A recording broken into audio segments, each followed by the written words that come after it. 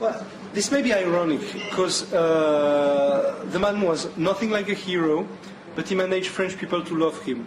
So this is a big deal. And the other thing is, he's a real caricature of what you expect from a French artist. So in the old-fashioned way, this guy managed to seduce all the most beautiful women. So you would assume he is a hero. But this is not considered a heroical behavior for a long time. My point was to make not only a story about Serge Gainsbourg, but a story about love stories in Paris, and to use all the clichés people assume to be typical of French culture, as, I don't know, the painter, the lover, the whatever, and try to make not a biopic, but a musical out of it. I guess my movie is more a musical than a biopic. And he's the hero of that story. Mm-hmm. And it's also a way to say, I love him so much that I don't want to judge his life. Because when he was alive, everybody was always criticizing the guy. So saying, well, he's a hero, from a French perspective, it's ironic and provocative. But I have to confess, when I was a kid, he was my hero, because he was the only guy who made me laugh on television, because French television was extremely boring, and he always came completely drunk on TV. He said sexual things every time, and he was with all the most beautiful women. So for the 15 years boy I was, this is enough to be a hero.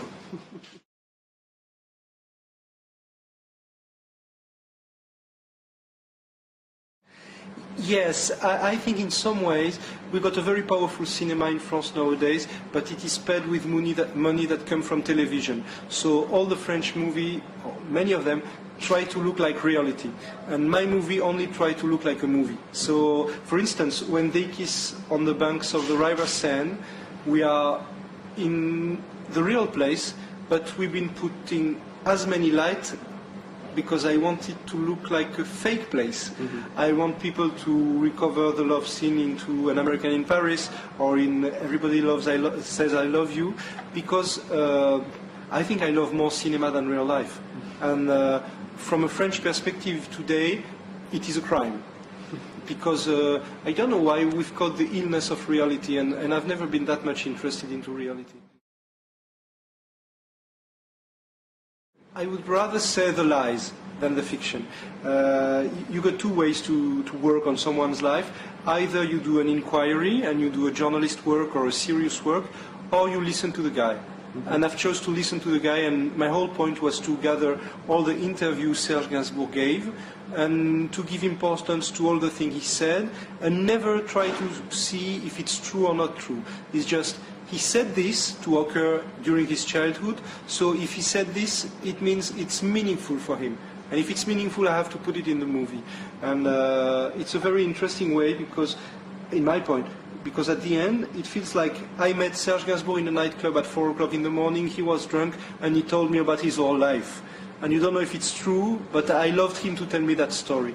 And when I was writing the script, I had no idea how to write a movie script, so I just get drunk and write, and get drunk and write again, as if we were two. And one thing I like in the way characters behave is, for instance, the kid does not speak like a real kid. It's as when you're a grown-up, you remember what occurred in your childhood, and you put grown-up talks on it. So, I don't know, maybe it works, maybe it does not, but I feel it's a way of aiming elsewhere than classical biopic. It's more about a beautiful woman and music. Mm-hmm. And that's what I wanted to do. And it could have been a cabaret show. It could have been something else than a movie.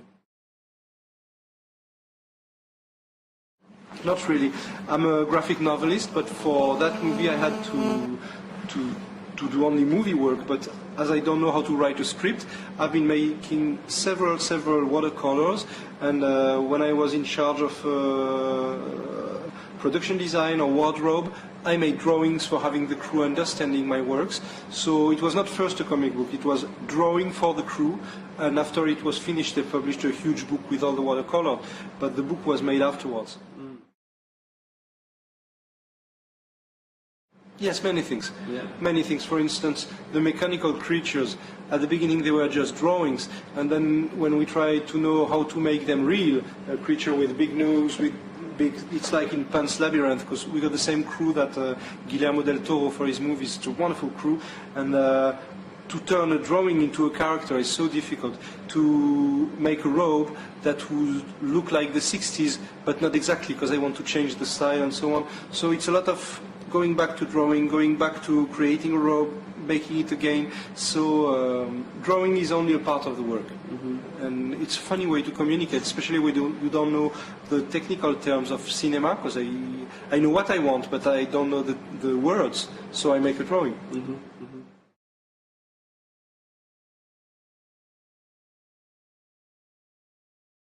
For some reasons.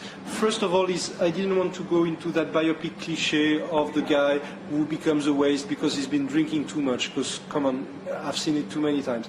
My point was more about a French hero, and the point of a French hero, it's the contrary of an American hero.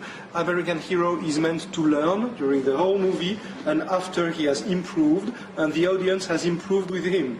The point with French people is they are very egotist, selfish, and they never learn anything. So I depicted a guy that don't learn anything, he only grows old. So this is not like a terrible mess at the end, it's just about never changing, behaving like a child during his whole life. And in some point, you might feel it's a failure, and in some point you might say, okay, this is the story about Peter Pan.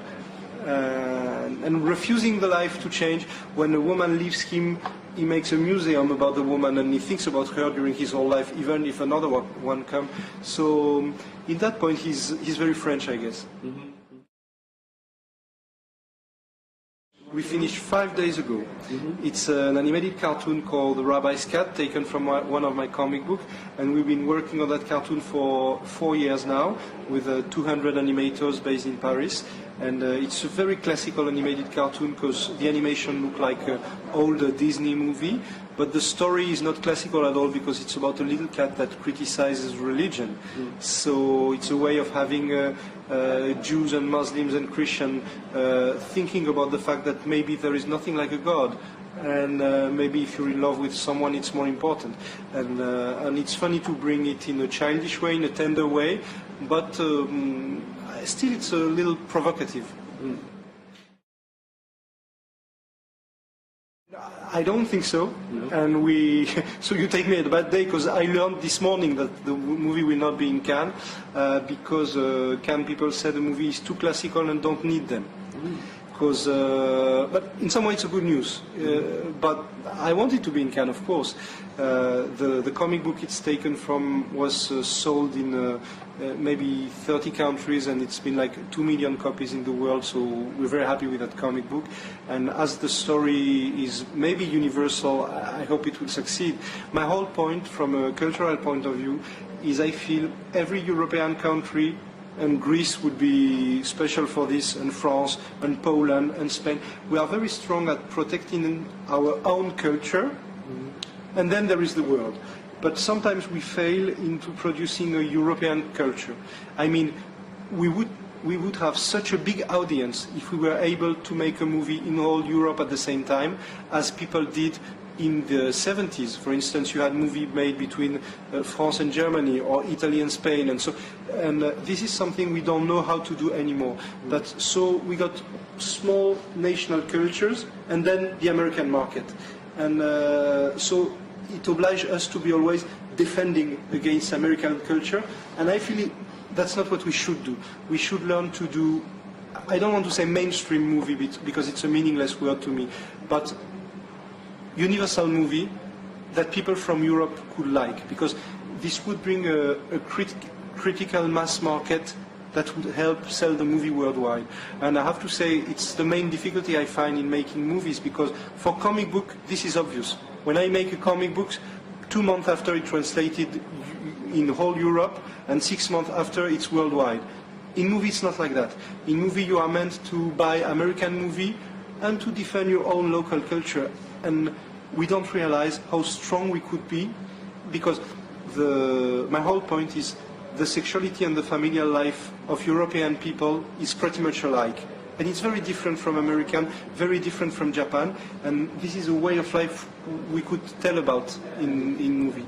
And that's why I turned to animation, because I feel in some ways animation can bring this universal feeling. But I just have to learn, but that's the thing I'm aiming.